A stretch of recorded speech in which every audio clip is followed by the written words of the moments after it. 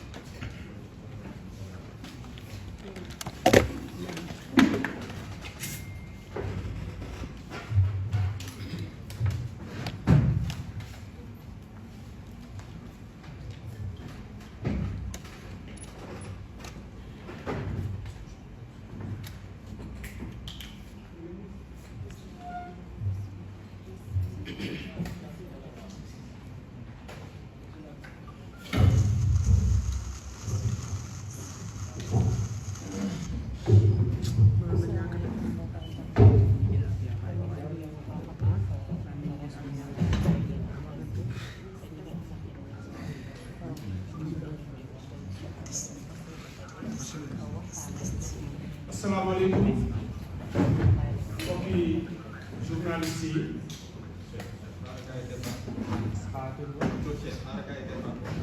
dafa woon pare ngeen toog rek départ. yéen a ngi jékki-jékki leen xaar te doonu xaar waaw dana leen xaar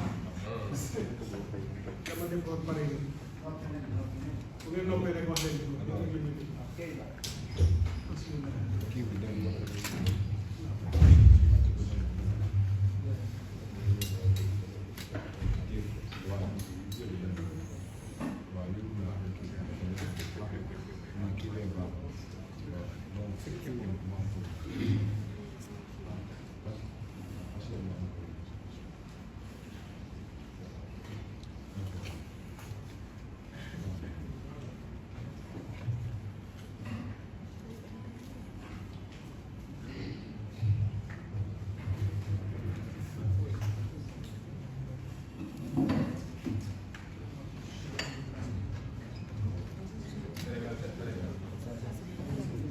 gars yéen ñëpp pare ngeen. Waaw. Waaw nice. C'est bon. C'est bon. allez-y c'est bon pare ngeen Oui. jërëjëf donc ñu ngi leen di nuyu mbokki journaliste yi ñëw ci conférence de presse bi Front pour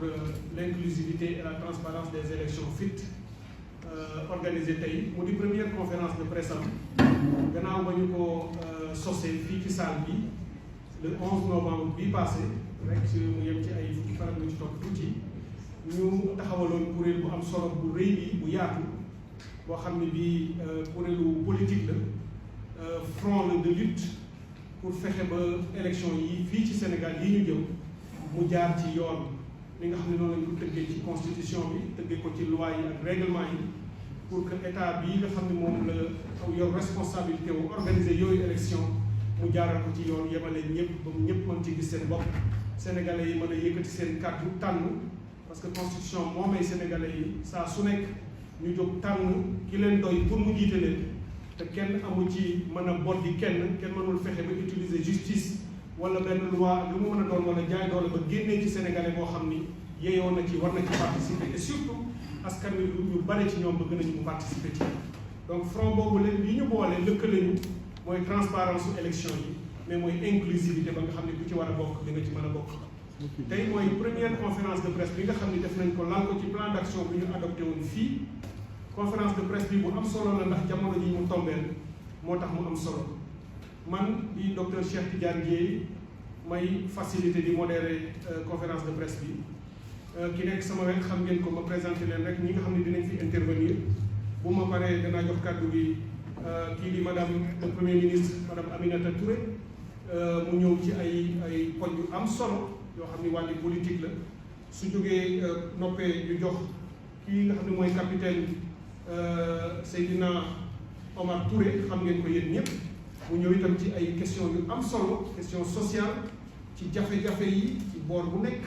pàcc ci askan bu nekk la ngay mettitlu di ko xeex di ko joytu soutien bi ñu la ci apporté incha allah dina ñëw wax leen ko suñu noppee ci moom dinañ jox kaddu gi docteur Abdourahmane Diouf mi toog sama wet mu ñëw itam ci benn loo xam ni jëf nañu ko mu di recours bu ñu yëkkati pour Sénat bi nga xam ne teg nañu ko fii te dara jaarul yoon ci ni nga xam ne noonu lañ ko sose ni ñu dindee membre yi fi nekkoon indi ñu bees amu ci benn boo xam ne bii respecté na loi wu Sénégal te réew nag bu ñu demee ba respecté ko ñu loi te état bi nga xam ne moo war a nekk état de droit ak ña ca nekk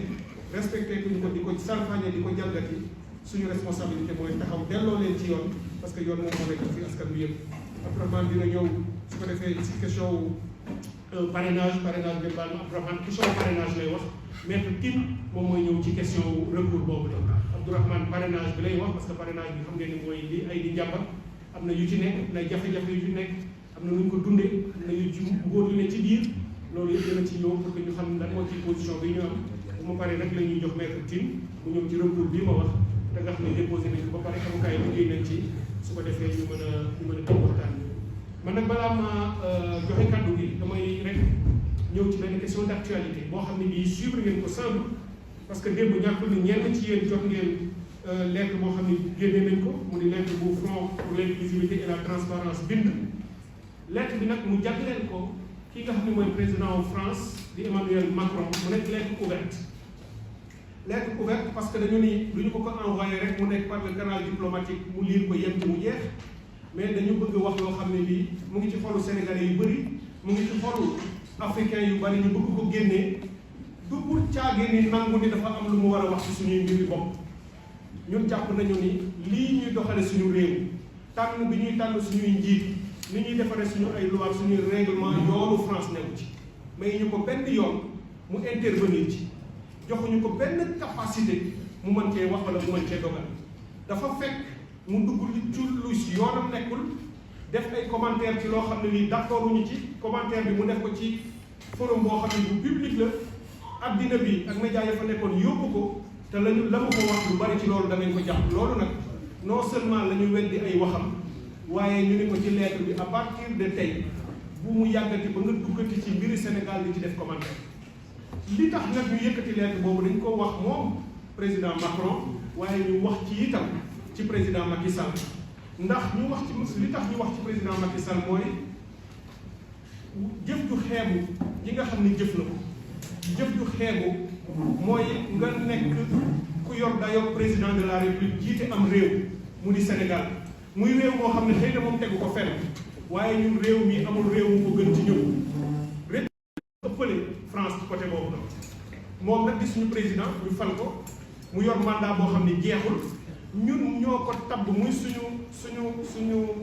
envoyé parce que keneen def na ko envoyé waaye ñun suñu ndaw la ñun ñoo ko recruté Sénégal di ko fay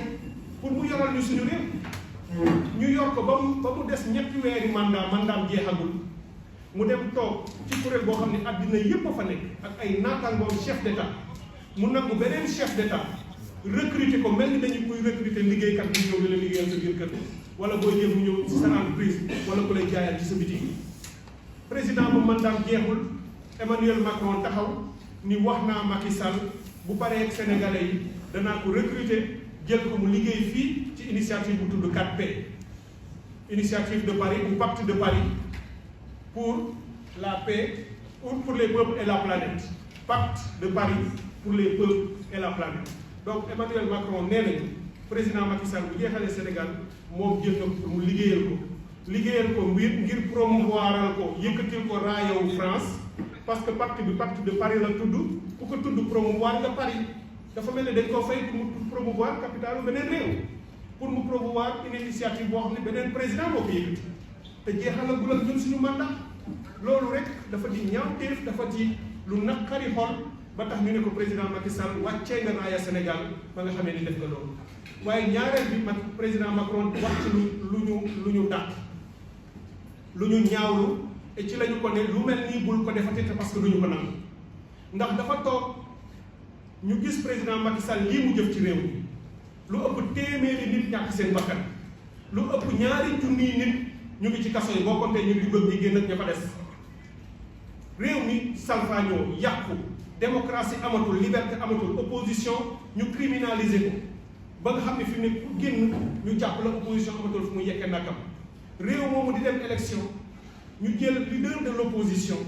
jël ñeneen ñu bokk ci opposition tëj leen ci kaso bi ba mënuñoo bokk ci élection yi mu toog taxaw ak Macky Sall jàkkaarloog àddina bi naan leen y a une pluralité de candidats parce que loolu la médias internationaux yi jàpp ni Sénégal dina am élection et y a une pluralité de candidats maanaam candidats yi bari nañu fasantikoo nañu loolu lépp baax na te ñëpp xam nañu ni loolu amul loolu du dëgg loolu tax ñu bind ko lettre bi ngeen jàppe ko noonu lettre d'interpellation la mais plus lettre de mise en garde ne ko Emmanuel Macron bu mu amati ba nga yëkkati sa kaddu ci suñuy affaire u Sénégal di qualifié ba nga naan yaa ngi takkal raaya suñu président di ko wax que démocratique na wala mu ngi yor état de droit parce que loolu am donc loolu mooy li ma bëggoon ubbee pour ngeen xam sensu lettre bi nga xam ne bind nañu ko jox ko Emmanuel Macron mu di lettre ouverte su ko defee nag ñu daal di dugg léegi ci question politique yi te question politique bi ci njëkk madame le premier ministre Aminata Touré moom moo koy présenté dama koy bàyyi moom mu ñëw toog fii ma toog comme ça mu mën a wax ak yéen dans les meilleures conditions merci beaucoup. jërëjëf mbokk yi ñu ngi leen di nuyu fi ñuy tàmbalee mooy wax président Macky Sall ak premier ministre bi ñu arrêté campagne déguisée bi nga xam ne ci lañu ne yoon daf koy tere la preuve boo yoree sa ñetti oto boo nee PPF gendarmerie gaare moom mu programmé ay tournée économique lañ ko tuddee l'économie est à terre donc bu ñu tournée économique lan lañ fay fekk ak lan lañ fay commande li nga xam ne moom la war a def mooy bu ñëw toog li nga xam ne moo ko desee ci ñetti weer d'abord mu dem jaale ci famille sunu xale yi dina dugg ci tembo sunu xale yi nga xam ne ñoo ne ci biir bi mu sol daal mu dem jaale ci leen woo conseil interministériel wala présidentiel wax ci loolu wax ci njëg yi ak yu ni mel mais lii nga xam ne ci la ne di dajale ay militants ànd ak premier ministre bi nga xam ne mooy candidat bi du dara lu dul une violation de la loi parce que nee na campagne jot kon vraiment loolu war na koo arrêté waaye li ma jaaxal sax ci mbir mi campagne boobu campagne waan nag naqari dara campagne day xumb ngay yëngal di fecc ak yooyu waaye bi de xaw a mel ni moom voilà doy na mu ngoog daal loolu la ñu gis y a pas beaucoup de bonne humeur là-dedans mais il faut arrêter cela ba noppi nag fu mu jaar dégg ngeen ko 600 milliards def naa li ñuy wax Kaolack 1000 milliards Tambacounda mais li ma jaaxal mooy président bi annoncé loolu moom bu ñuy exécuter programme bi ko fi fekk il ne sera plus président du Sénégal xanaa ngay ay bàyyi xëy na yow ki nga yaakaar ne mooy doon président bu annoncé ko loo xam ne nii pendant 12 ans defuñu ko c'est pas à quelques semaines de son départ ci lay annoncé ay milliards loolu aussi il faut que suñu mbokku sénégalais yi xam nañ ko sax parce que sénégalais yi aussi du peuple booy nax noonu rek mu def voilà di tourner dajale say militants télé rajo ñëw toog ngay annoncé ay milliards bu dul campagne électorale ngeen wax man mu doon kon loolu violation de la loi la lii muy tere opposants yi ñu def ko moom moo ci jiitu plus milliards yooyu nag defe naa ne sénégalais yi dinañ ko apprécier maa ngi woon man Bakel Goudiri nangam depuis 2 mois amuñu ndox ci robinet déggoon ngeen xale yi ci dira c'est dans toute la zone loolu la ñu war a régler mu ñëw dellu si fii wax ministre de l'hydraulique mu dem li ñetti loolu question sociale yi dinañ ko gën a aborder milliards yi nga xam ne moom la ñuy wax lii nag moom ministre des finances et du budget moom laa jagleel lii may wax am na expert bu am taxawaay naan ko Abdou Karim Sow nee na ko li nga annoncé ci ay milliards 7003 milliards loolu mënta nekk parce que yaa ngi ko dafa mel ni rek nga jaxase carte gi te xam nga ne bu fekkee ne dañ koo teg ci yoon ak loi bu bees muy loi organique 2020-07 ce budget mënta weesu 5 milliards 755 milliards 5757 milliards mënta weesu ko boo jëlee loi bu bees bii may wax rek waaye boo ko jëlee jël loi bi nga xam ne moom lañ koy calculer depuis 1960 da nga koy yokk mu doon 7000 milliards mais loolu lu garaaw la ci réew lu garaaw la ci réew monsieur le ministre des finances bu fekkee ne yow li ngay wax waru nga ko na nga woo conférence de presse ñëw leeral parce que da ngay dem yaag sa réew du ñu ñëw équipe bu bees ñu naan ñu 7 milliards ngeen voté boobu fekk nañ ne en réalité 5 000 milliards moo loolu mënoo ko fënatal rek noonu daal di dem kon loolu it dañuy loo xam ne nii vraiment dañ ko ci interpellé parce que jamono ji ñu nekk c'est-à-dire tout est fait pour lëndëmal xel yi et cetera te Sénégalais yi dañu décider terme changement la ñu war campagne électorale déguisée budget voilà bidouillé loolu it du tax ñu bañ a dem fi nga xam ne nag aussi fa lay mujjee ci point politique bi mooy vraiment di ñaawlu délégué régionaux jàmbur yi ñuy jëndal ma wax nag dégg naa sànq kuy justifier naan waaw voilà am na ay kàngamu opposition danañu ñëw mais dama naa ne ñoom newuñ ci Sénégal ah façon politique boobu moom la Sénégalais yi doyal achat de conscience jënd ay délégué sax ci cléwu jàmbur voilà ñu wax nag day annoncé ay ñoo xam ne dañuy ñëw d'ailleurs sax il faudra que ñun ñu réfléchir sur une loi contre la transhumance avec le nouveau débat contre la transhumance ma dégg benn ministre nee na waaw voilà c'est normal ah boo bëggee gagné nga def loo bëgg a def man maa ngi koy fàttaliku gàcce ga ñu daloon ka ñu foto woon mu yor xaalis bi ci tàngam loolu suñu gàcce la woon ba léegi ñun ñëpp nag suñu gàcce la woon ñun ñëpp ñoo xam ne nag am ku taxaw di justifier ko loolu dañ koy ñaaw te sénégalais yi pour ñu dakkal ko xam ne li ñu war a def solution bi kooku jeudi laa koy wax solution yi du gaal yi carte bi mooy solution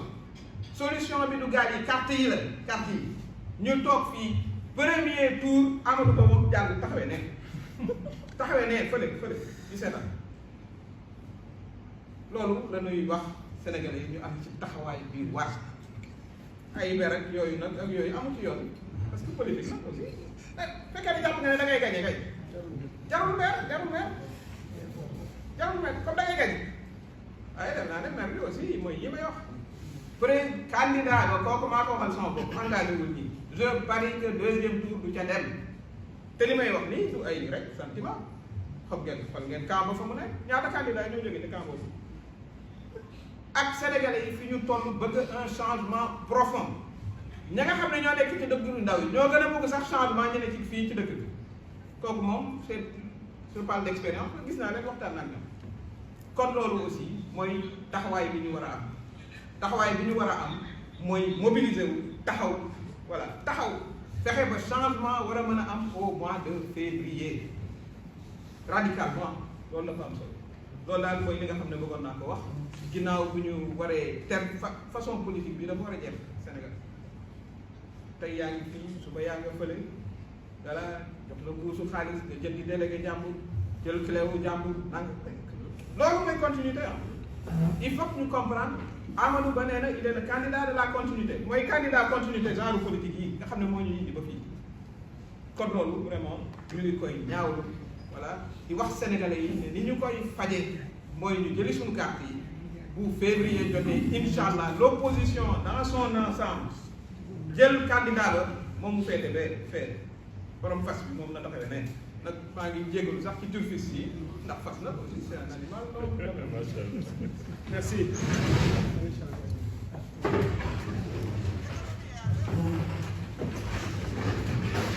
Capitaine Touré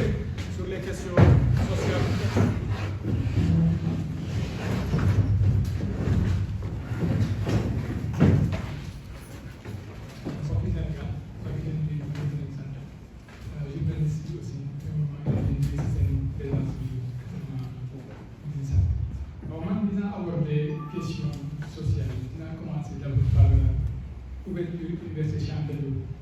Mais avant may aborder question boobu dama leen di raconter benn anecdote bu ma demee mission Soudan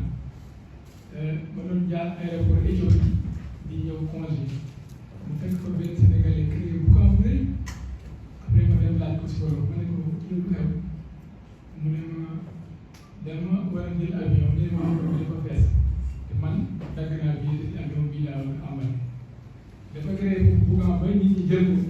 dem génne rajo bi waxtaan ak moom ñu dugal ci avion bu fekkee ni da ngay ñàkk xel da ngay yaakaar ne boobu dafa réew moom il est fier après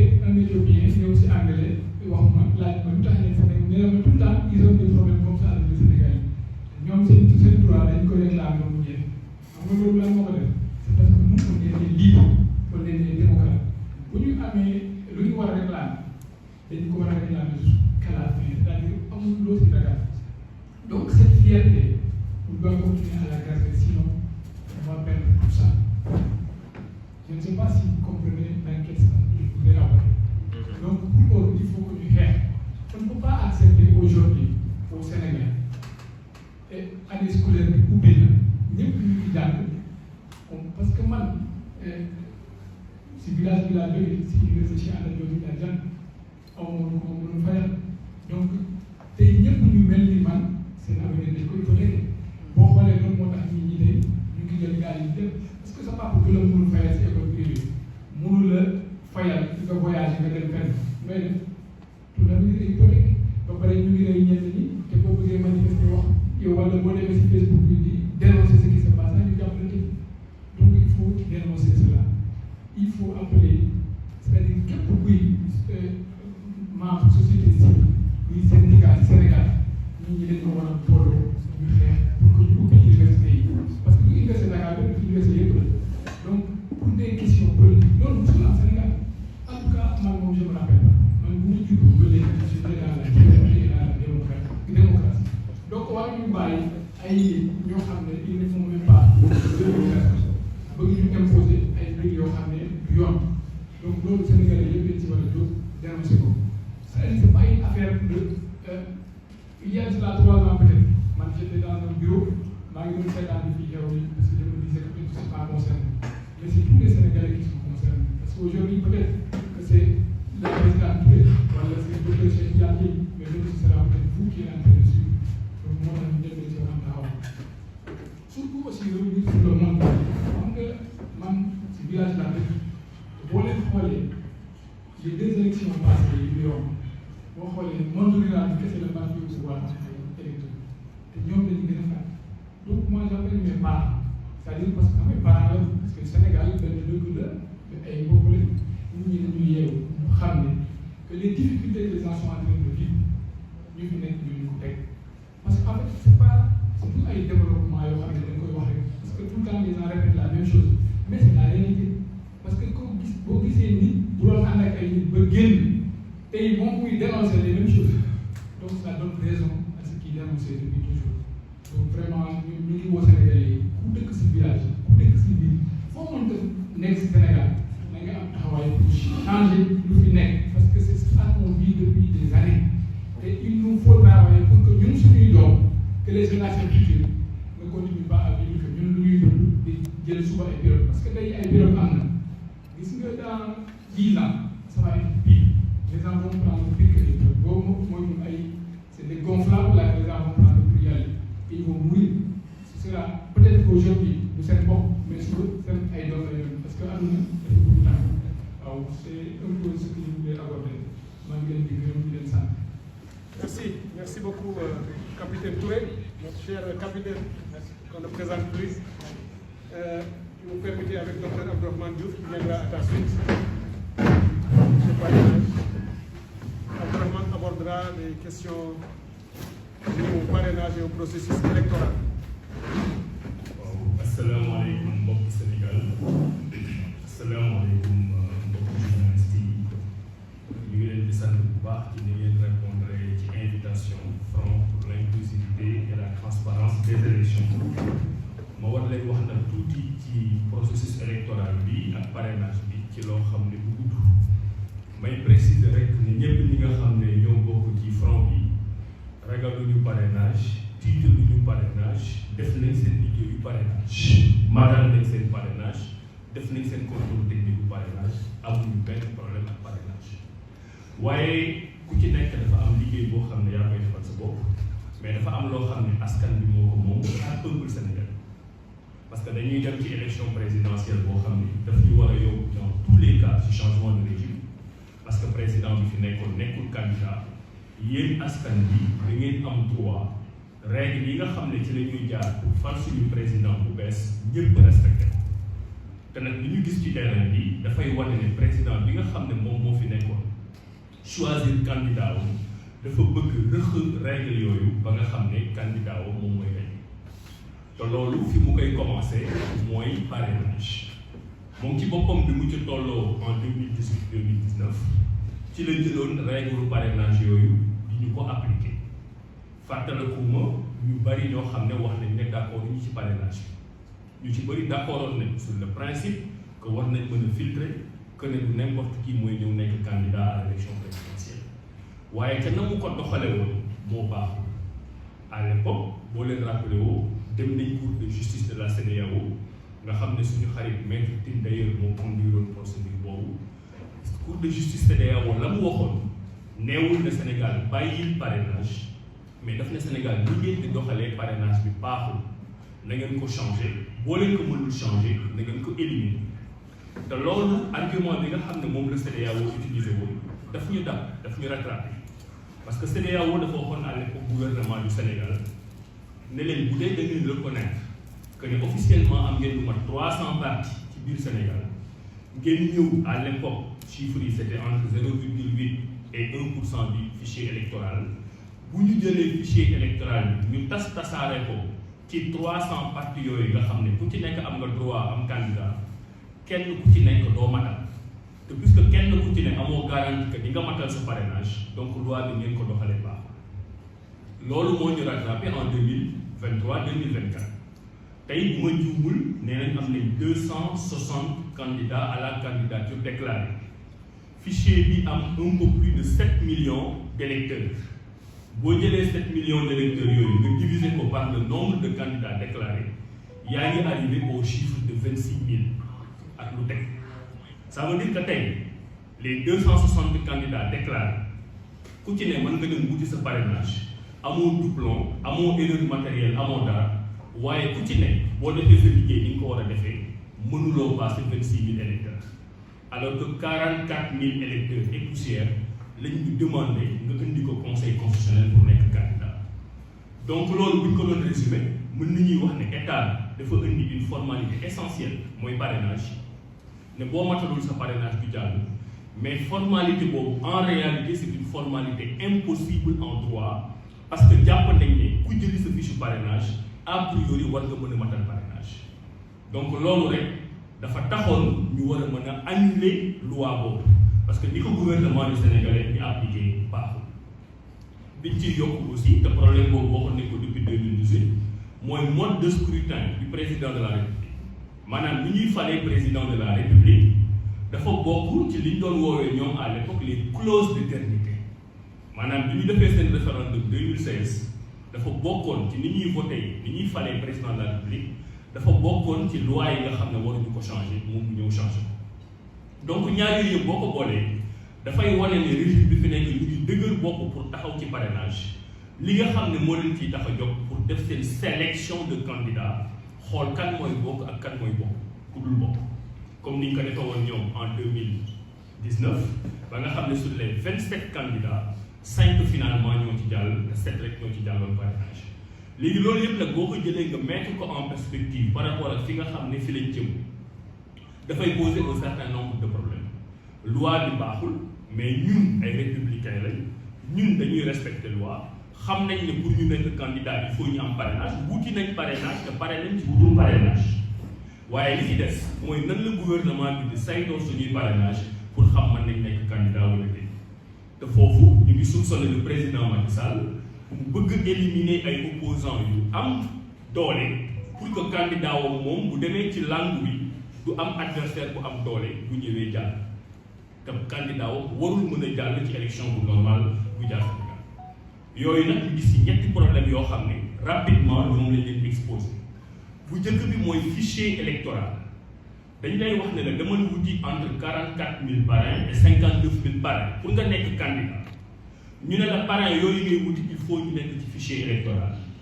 maanaam fichier électoral bi day mel ni mooy sa seetu ci ngay seetu pour xool ndëgëm ni nga musooroo baax na wala ndëgëm ni nga karawaatoo baax na wala ndëgëm ni nga solee sa yére baax na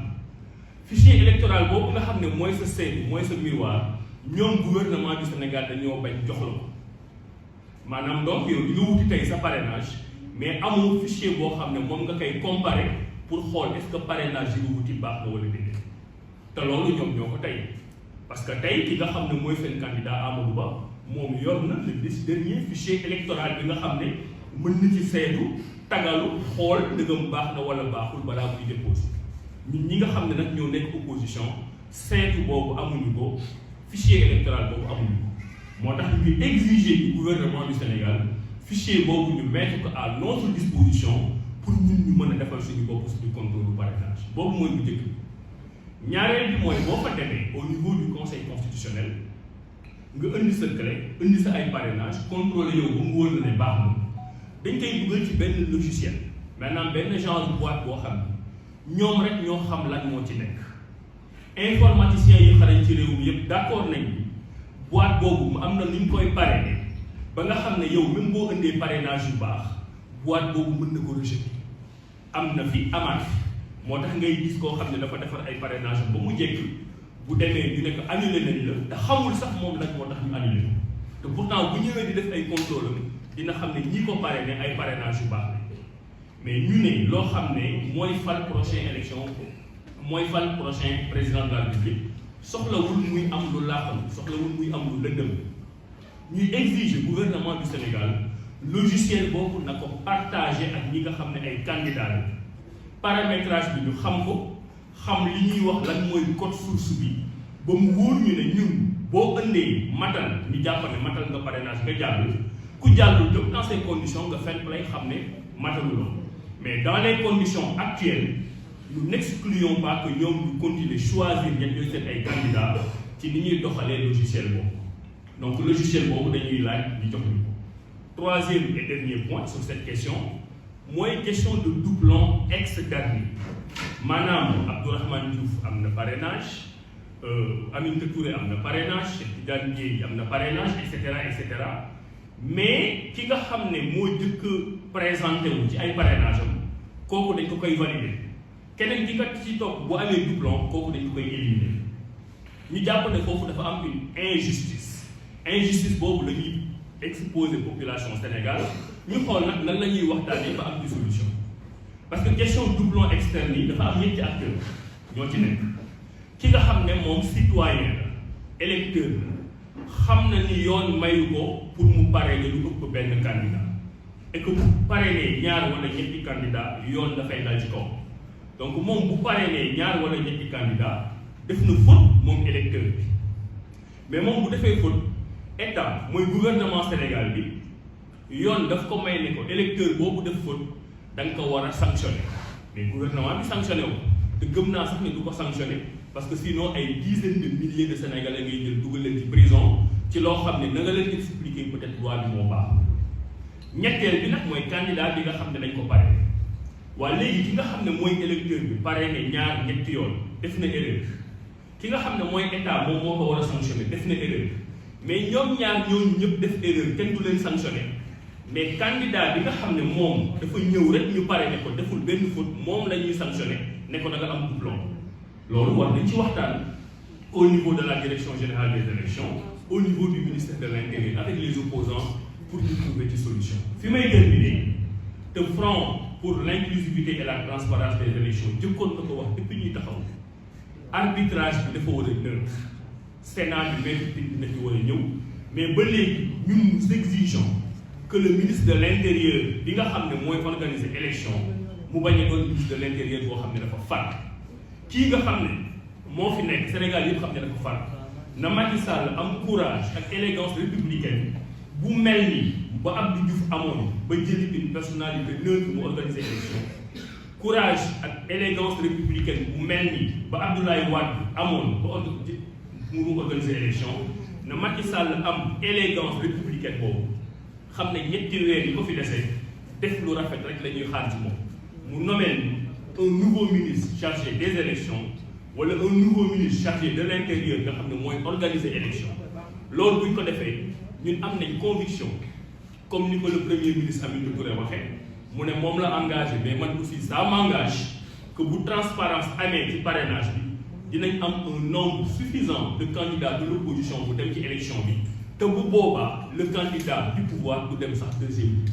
bu boobaa nag si le Sénégalais yi am alternance am ay nit yu bees tax ñu ñëw yoroon leen seen réew difficulté yi nga xam ne yëpp ci la ñu nekk ci lay génn maa ngi leen di sant di leen gërëm wasal. Merci. Merci beaucoup. Dernière prise de parole, Maître Tine, spécialiste des questions électorales et d'autres choses. Nous travaillons sur le recours. Nous nous présentons du coup. Nous bokk xam ci fuñ ci toll. Merci. Waaw jërëjëf yéen mbokku journaliste yi maa ngi leen di nuyu di leen jaajëfal ci teewaay bi di nuyu aussi sénégalais yi nga xam ne ñoo ñuy topp muy fii Sénégal ak ci diaspora bi comme ko docteur waxee sànq moom ñu daaneel maa war a àddu ci lu gàtt ci mbirum Sénat Sénat xam ngeen ko wax na ko sànq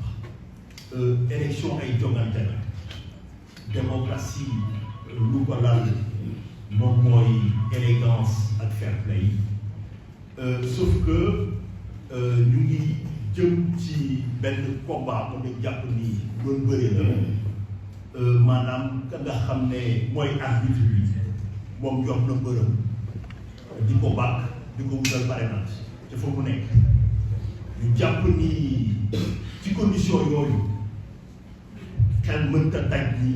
organisateur boobu dafa tëddee jaxanal ma jàpp ni laataa loolu bi am gis ngeen ko yéen ci teg seen i gën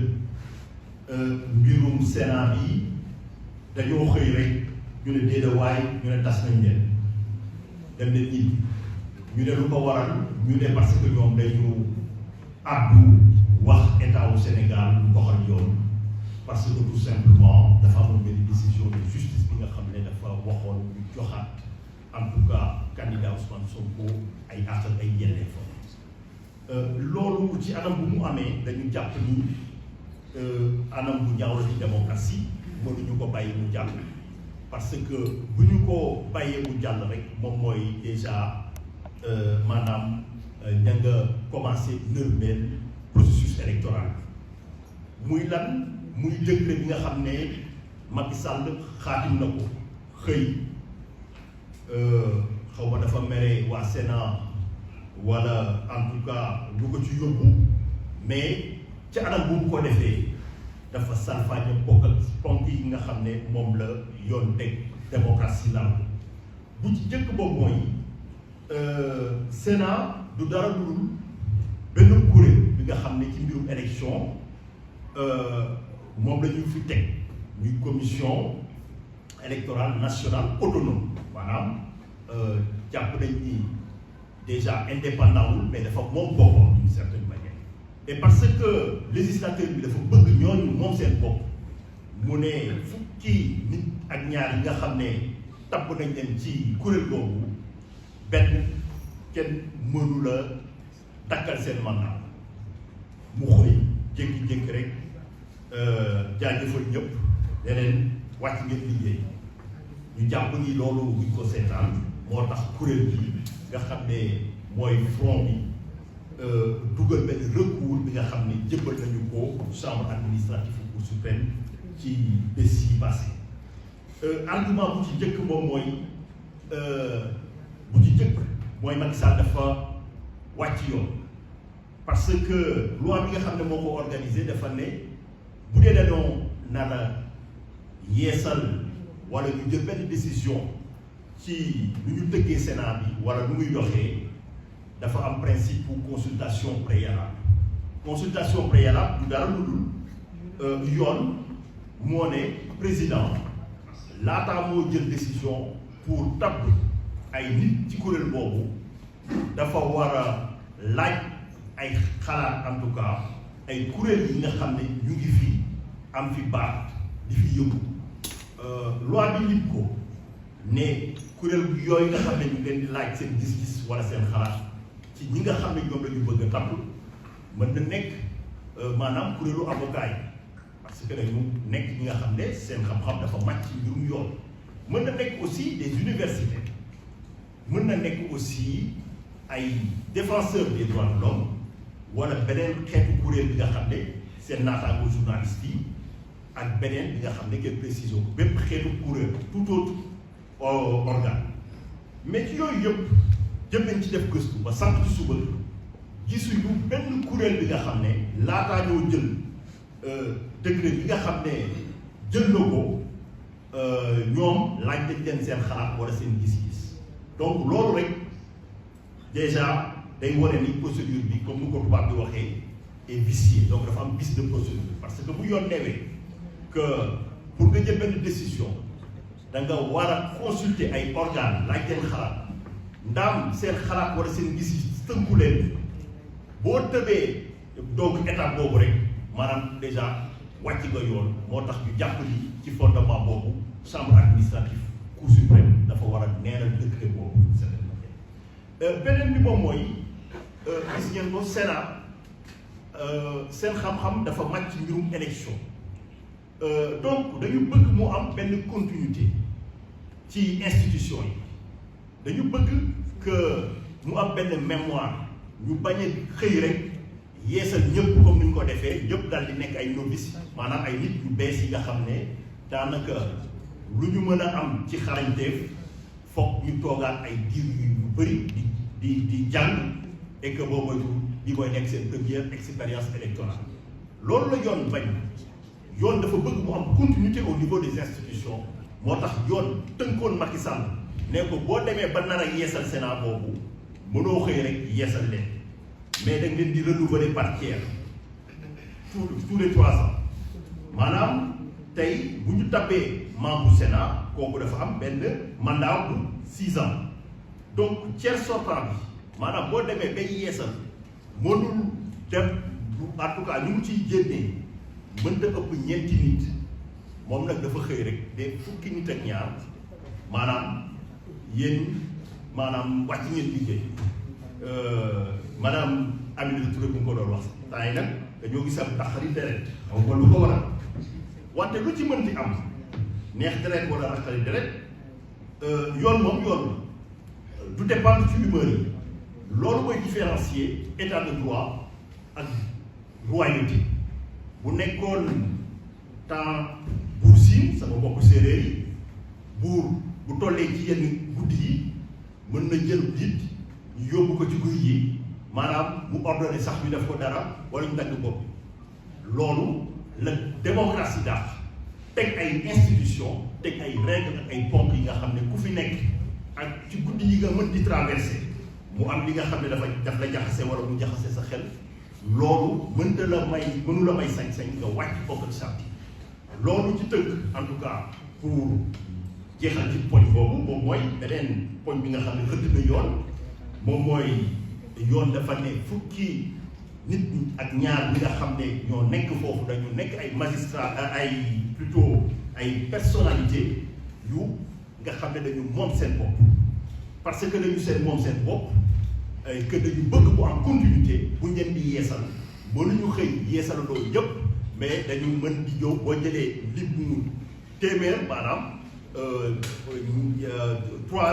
trois yi tiers bi maanaam tiers bi moom nga mën a jël nga yeesal ko mais mënoo xëy rek dindi lépp moom nag mu xëy dindi ñëpp mais loolu lan moo ko indi moom mooy Sénat xëy na ne Ousmane Sonko dafa war a jot ci fii su parrainage mesure de rétorsion la maanaam contre mesure la représailles la loolu jarul gëstu ci lu yàgg pour xam beneen bi aussi moom mooy yoon dafa ne personnalité yooyu parce que dañu nekk ñi nga xam ne ñoo war a saytu mbirum élection maanaam ki nga xam ne ci jongante yi fan bi njiitu réew mi kooku mooy yor suñu dernière signature comme nu ko docteur waxee mu nekk li nga xam ne du am solo la ci doxinu réew mi mënuñu may ay nit ña nga xam ne ñoom ñoo war a jugé tey ñu xëy rek ka nga xam ne moo jiite réew mi mu dàq leen comme nu mu ko def et que loolu nag moo ci am moo taxoon que seen mandat ci seen bopp kenn mënu ko gàttal maanaam bu ñu leen tabbee tant que mandat bi jeexul mënuñu ñëw nee nañ takkal nañu seen mandat ñooñu duñu ay fonctionnaire mais daanaka ci nu mu amee boo xoolee am na ki nga xam ne mu ngi ci dañu jékki-jékki alors que mandat ma nga doon daw ñu jékki-jékki dakkal ko loolu mooy violation bi nga xam ne boobu amul sikki sàkk rien que ci bunti boobu Cour suprême mënta bañ a neenal nomination boobu parce que bu yoon waxee ne sa mandat kenn mënu ko dakkal mu xëy dàq ña fa nekkoon ñëpp moom mooy dakkal na mandat ka nga xam ne moo fa nekkoon te mandat doon wëy kooku poñ bi nga xam ne avancé nañu ko beneen bi aussi wax nañ ko wax naa leen ne bu nekkoon làmb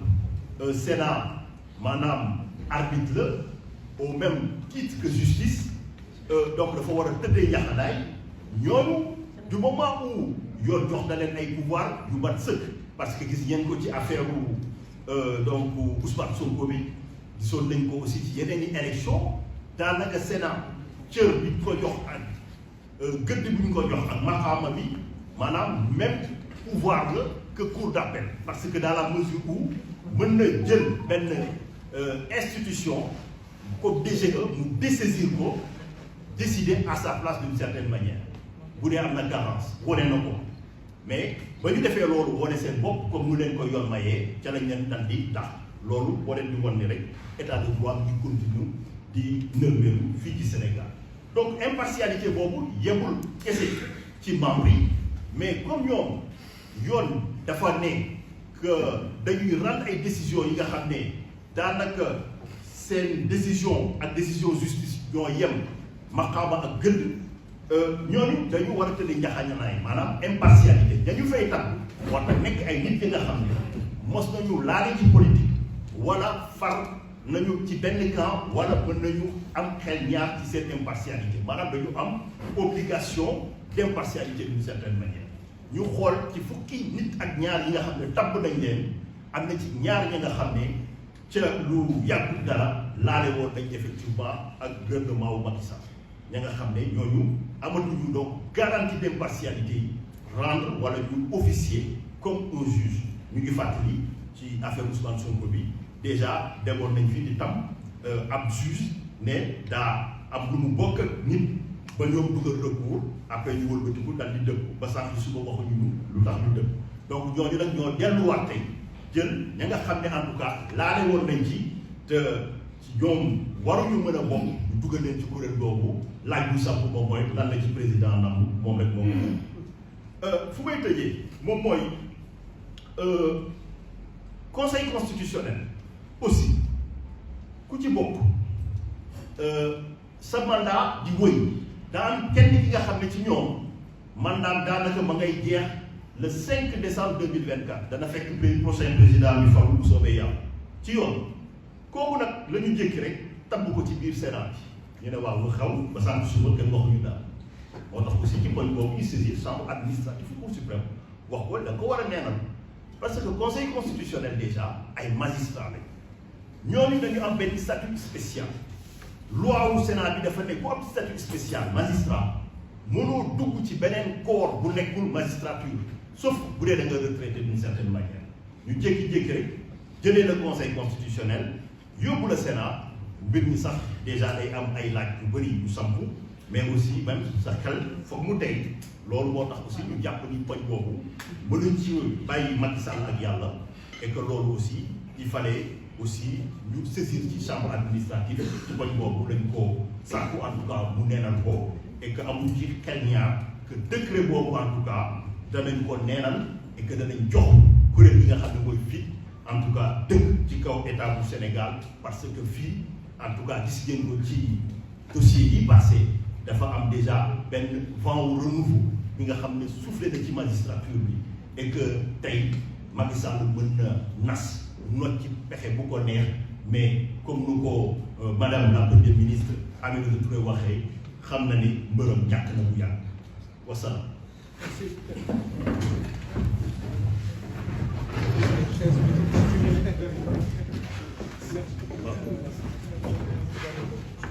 merci mbokk yi kon nag dégg ngeen intervention yu am solo yi fi am ñaar wala ñett yi ci yokk rek ci lu gàtt laata ñuy ubbi jox leen bu ngeen amee ay laaj yu ngeen di laaj ngeen yokk ko ci benn bi mooy boo tënkee lii ñu fi wax da nga ciy gis yu bëree bëri te lépp di caractériser li nga xam ne mooy gouvernance su président Macky Sall bi mu toogee ci réew mi léegi surtout jamono jii nga xam ni madame Aminata Touré wax na ko, Abdourahmane Tine ñëpp wax nañ ko, capitaine aussi mandaam moo ngi jeex. Sénégalais yi résisté nañu, Sénégalais yi taxaw nañu ci kanamam, Sénégalais yi baaree nañ ko la route ba mu renoncer à une troisième candidature bi nga xam ne àddina yëpp xam nañ ne bëggoon na ko. Loolu tax mu mel ni kuy fayu ak kuy mettital ak kuy jéem a toroxal Sénégalais yi, surtout l'opposition. ba tey mu gën a suux gën a xuus ci gouvernance bu yàqu boo xam ne boo jàppee li ñu fi wax di ko tënk di nga ci gis rupture d'égalité des citoyens. Nit ñi yematuñu, dafa am ñu nekk ci kaw ñu jàppale leen di leen dimbali di leen protéger, ak ñu nekk ci suuf ñu leen di dëggaate di leen toroxal. Rupture de l'égalité, réew mi nekkatul état de droit, lu leen neex la ñuy def li Maître Tine wax rek doy na firnde. Beneen bi mooy exclusion, réewu exclusion, dañuy dàq nit ñi di la boot ci sa biir réew. Sénégalais am sentiment que na nga daan nekk sénégalais wala nit ku ñuul nekk réewu tubaab ñu lay wan ni nekkuloo sa réew, tey da nga nekk ci sa biir réew di fi xat, doo jàpp ni am nga droit yi nga war a am yëpp ci sa biir réew, muy exclusion koy ressentir. Beneen bi mooy inégalité, nit ñi yemuñu, yemalewuñu nit ñi, inégalité bu rëy a rëy moo nekk ci biir réew te dañuy wax ni état pour mu dëgër duñu ko ñu koy jiite duñu jiital seen ay sentiment wu doomu aadama. État kenn du ko yoree loolu. booy koy distinguer royaume mooy li Maître Tine doon wax, royaume c'est la volonté d'un homme moom kii bi dañu naan réewam la. État de droit li tax ñu indi ko ak république c'est parce que askan wi ñooy ànd tànn nit nga tënku ci ay yoon, ay institution ak ay règlement. Loolu itam jël nañ ko teg ko fële ba li muy indi mooy despotisme. Montesquieu mooy wax mu ne les sauvages de la Louisiane bu ñu daan mës a di bëgg ay fruits, gis garabu fruit bëgg ci fruit bi du ñu jël rek dagg quelques fruits lekk ko, garab gi la ñuy gor pour jot ci fruit yi lekkandoo ko benn yoon mu jeex waaye dootuñu am garab. ñii dafa mel ni téye ci askan wi, téye ci état bi, bañ a bàyyi pouvoir bi, jaral na leen ñu màbbal Sénégal ak bànqaasam yépp ba lépp ruus ngir ñu toog. Mais bu ñu fi toogaatoon tamit lu ñuy gouverner lu ñuy diriger day fekk yàq nañu réew. Loolu ngay gis ci bépp fànn ci benn seen gouvernance. Donc fi ñuy tëjee rek mooy ñuy wax loo xam ne saa yu ñuy def conférence de presse bu fit dinañ ko jiital, dinañ ko wax mooy ñu indi suñu solidarité ak suñu soutien à tous les acteurs politiques yi ñu jàpp de manière totalement arbitraire et illégale tëj leen ci kaso yi. ñu jiital ci président Ousmane Sonko parce que bu ñu ko waxee yóbbaale nañu ñëpp ak képp ku mu fa nekkal di acteur politique bu jóg pour taxawal sa réew ñu jaay la doole, persécuter la, tëj la ci lu dul yoon. ñuy wax askan wi nañu gën a takku taxaw organiser wu résister ba jële fi loolu indiwaat une vraie liberté dans le pays ak le respect des libertés civiles et politiques. Beneen bi ñii nga xam ni wax nañ leen fii ñu war a toog seen réew am fi ay opportunités économiques tekki fi ñu xañ leen ko, ay xale yu ndaw ñuy jël ay gaal, ñii di jël ci désert bi ñuy wane seen ay néew baaxoñ yi ak tan yi di wàcc di ko lekk, muy ay doomi Sénégal. ñuy seppi ci géej gi di leen yóbbu di suul ci tefes yi muy ay doomi Sénégal parce que joxuñu leen opportunité ci fii ci seen réew. ñooñu ñu ngi ànd ak seen ay askan yépp ak seen i mbokk ci naqar boobu di interpeller le président de la République ak l'État du Sénégal ci seen responsabilité ba loolu am. loolu itam ñu ngi koy ñaawlu di ànd ak famille yi di leen ci soutenir di leen ci jàppale. fi ñu bëgg a daaneele wax nañ ko ci question sociale yi mooy lii nga xam ne président de la République yëkkati na ko ay fan ci ginnaaw foofu laay daanelee jëmale ko ci ñoo xam ne ñi dañ leen tuddee le collectif des cadres Casamance. mu am lu ñu yëkkati wax ko moo xam nangu nga ko wala nga bañ koo nangu, moo xam ànd nga ci wala nga bañ cee ànd,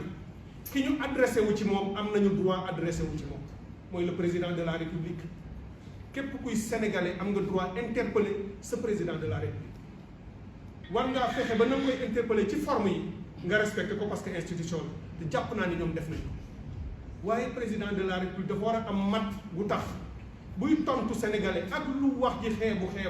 ak lu wax ji rëy rëy wala lu mu ñaaw moom moo war a am mat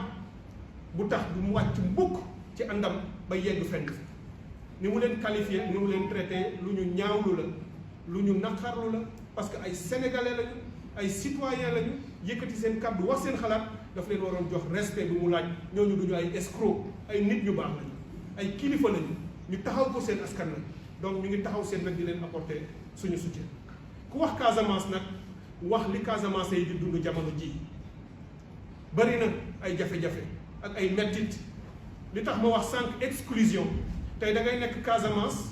toog fa di fa dund nga am sentiment que réew mii nga bokk muy Sénégal dañ la cee daanaka beddi donc ci sentir sa bopp te du ay lu ñuy wax fii Dakar ñoom lu ñuy dund la mu nekk seen xol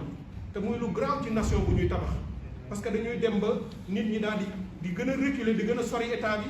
citoyens yi di gën a sori état bi mu am communauté yoo xam ne dañ naan dañoo beddi donc nañ ci génn parce que boolewuñu ci li koy gën a firnde mooy li nga xam ne moo doon lëkkale Dakar ak Ziguinchor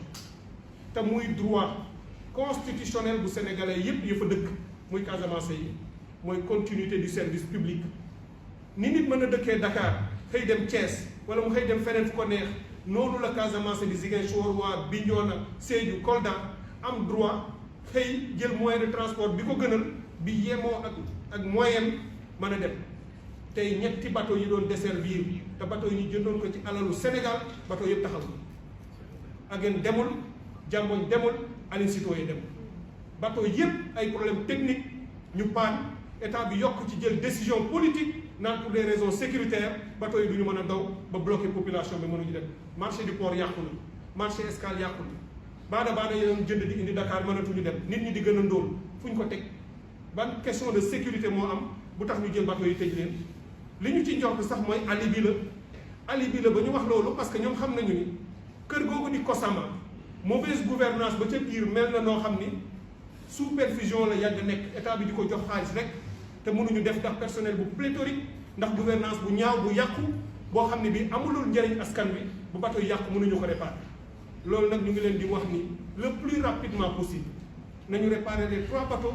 ñu mettre leen à l'eau ñu def seen liggéey pour assurer la continuité du service public au profit de tous les Sénégalais y compris ceux qui vivent dans ces 3 régions de Ziguinchor, de Kolda et de Sédhiou. Donc loolu mooy li leen fit indiloon tey waxtaane ko ak askan wi bi ñu tàmbalee léegi gis naa kilifa yu bari yu bokk ci kuréel bi yu yegsi honorable député Ayib Daffé mi nga xam ne mooy mandataire pour président Ousmane Sonko ñëw na bu fi teewee mel na ni Ousmane Sonko moo fi teew gis nañ ci Dabi Pouy moom itam mu ngi fi ñu gis ci Sa Wolof mooy jàngalekat wolof bi Cheikh Alassane Sène bi fi aussi ak El Malick Ndiaye mi nga xam ni moom du ngeen ko présenté mooy maître d'œuvre ki organisé lii lépp ba ngeen mën a jàkkaarloo ak ñun donc di leen sant di leen gërëm di ubbi ñu jël quelques questions bu fekkee am ngeen ko kilifa yi fi toog ku nekk di nga mën a apporter yenn ci réponse yi ki war a apporter réponse moom incha allah mën na ñëw toog fi mën koo jël ñu jël rek quelques questions. Comment? Tout? Tout ce qu'on vient de dire? La dernière chose.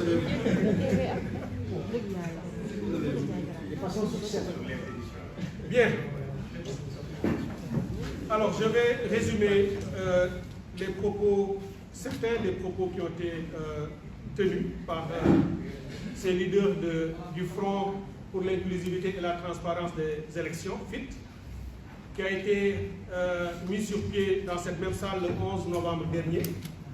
Et cette conférence de presse est la première sortie de ce front. Et nous avons eu l'objectif ou l'ambition de discuter un certain nombre de questions qui nous paraissent essentielles dans le moment actuel.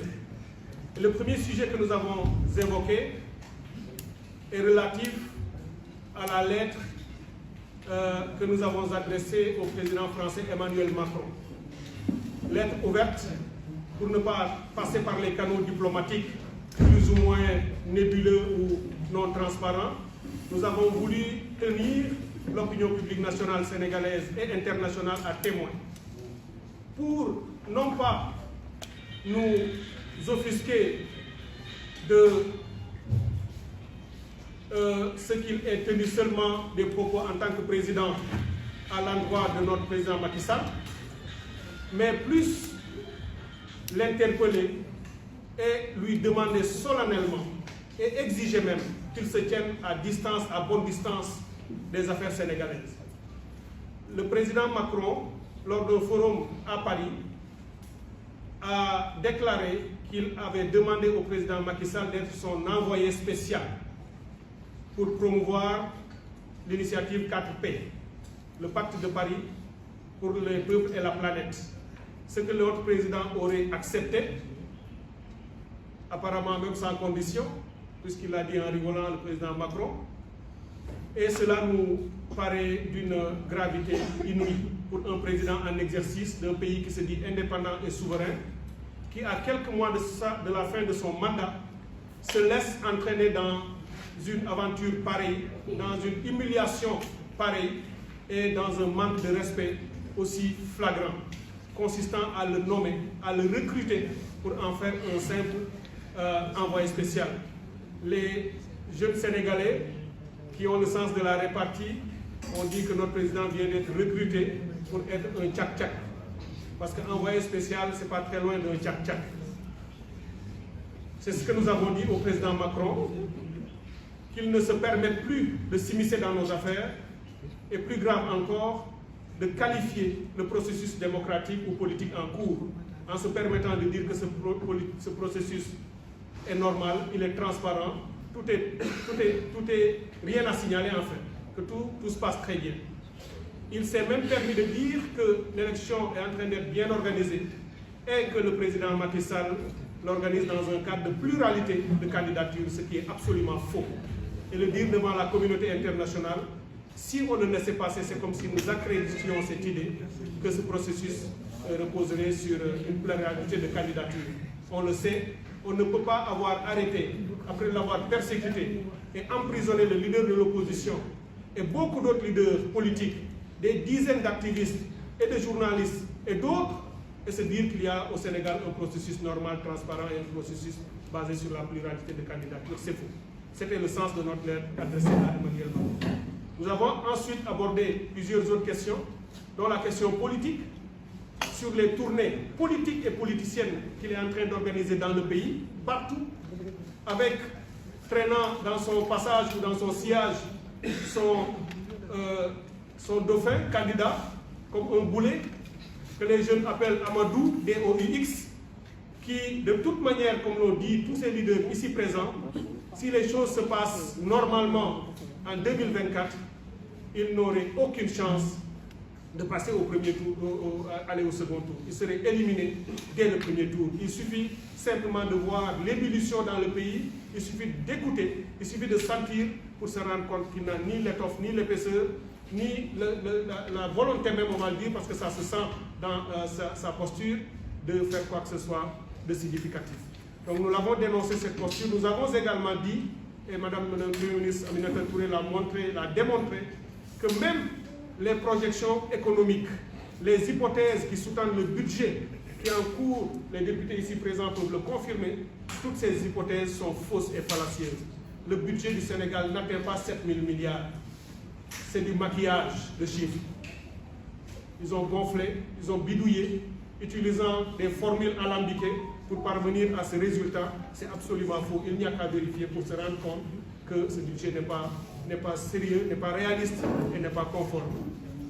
Nous avons par la suite parlé des questions politiques, des questions électorales,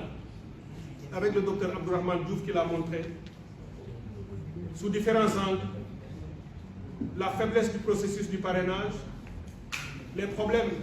qui sont suscités et que nous ressentons tous les jours sur le terrain par ce parrainage, son illégalité et son anticonstitutionnalité, si on en croit ce que la CEDEAO avait dit, mais qui est confirmé aujourd'hui par la réalité, qui nous rattrape. Mais il a effectivement démontré également un problème très très sérieux qui consiste en ce que si tous les candidats, plus de 260 et quelques, devaient avoir un nombre suffisant de parrainage, il n'y en aurait pas assez pour tout le monde. Ce qui prouve le problème qui se trouve dans cette loi. Le second problème, c'est l'injustice qui frappe les candidats à l'élection présidentielle, les candidats à la candidature, et qui sont liés à la question des doublons. Il l'a effectivement prouvé, il l'a montré, et c'est une question qui sera creusée aussi davantage par le FIT, puisque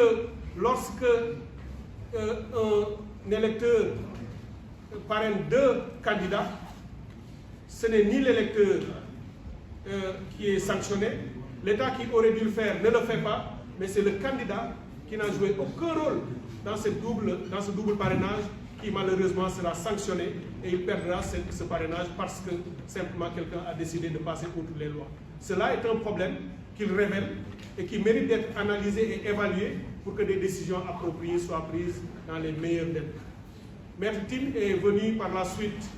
nous a parlé très longuement du processus judiciaire, de toute la procédure liée au dossier Ousmane Sonko, le refus systématique de la DGE de délivrer les fiches de parrainage, au jugement sérieux et historique d'un juge à Ziguinchor qui l'a rétabli dans ses droits, mais par la suite, par les entourloupes par lesquelles le pouvoir est encore passé pour tenter de l'éliminer de la course et de toutes les injustices qui s'en sont suivies. Il y a également la question de la Sénat, dont le changement des membres ne répond pas aussi à la loi et au règlement en vigueur dans notre pays, viole tous les principes de notre Constitution et de l'État de droit pour que nous arrivions aujourd'hui à avoir en face de nous une commission électorale nationale autonome composée de membres qui n'y ont pas droit, qui de toute manière ne respectent pas les règles et qui devraient, dans les plus brefs délais, être changés, puisque le recours que nous avons introduit, nous avons bien espoir que quelque part dans ce pays, quelqu'un finira par prendre une bonne décision qui va rentrer dans l'histoire et qui sera dans le sens de l'intérêt de notre peuple. Monsieur le capitaine Touré est revenu largement sur des questions sociales, des questions extrêmement importantes. La première de ces questions est la fermeture de l'université. Cela fait froid dans le dos. Lorsqu'on est dans un pays pauvre qui aspire au développement, qui n'a rien d'autre que la ressource humaine, et qui se permet de fermer la plus grande université sans aucune raison valable, puisqu'on dit simplement qu'il y a des problèmes sécuritaires où l'université aurait été saccagée, mais un État sérieux aurait reconstruit cette université en quelques mois. Parce qu'on peut tout se permettre, mais on ne peut pas se permettre de s'asseoir sur une institution comme l'université ou de la négliger. Donc nous apportons notre solidarité aux étudiants et au personnel enseignant. Nous leur disons que nous nous tiendrons à leur côté. Nous leur lançons d'ailleurs un appel parce que c'est une des décisions dans notre plan d'action de nous ouvrir aux forces en lutte pour qu'ensemble nous nous battions pour régler ces questions cruciales du pays. Il y a également le monde rural qui souffre et qui souffre gravement. Nous nous tenons également à leur côté pour leur apporter toute notre solidarité, tout notre soutien et nos encouragements pour qu'ensemble nous nous disions que ce n'est pas une fatalité ce qui se passe dans ce pays. Il n'y a pas de fatalité. Dans 2 à 3 mois au plus,